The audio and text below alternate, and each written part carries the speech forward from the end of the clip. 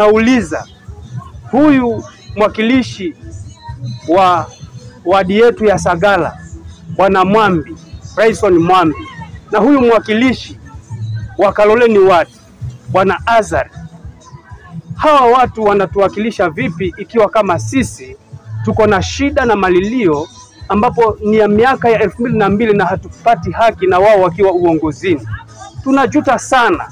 Ni kwa nini sisi watu wa Kirumbi, wa Mgange na Birikani tusishughulikiwe na hawa viongozi ambao tuliwachagua kwa kura? Hata mimi najuta sana.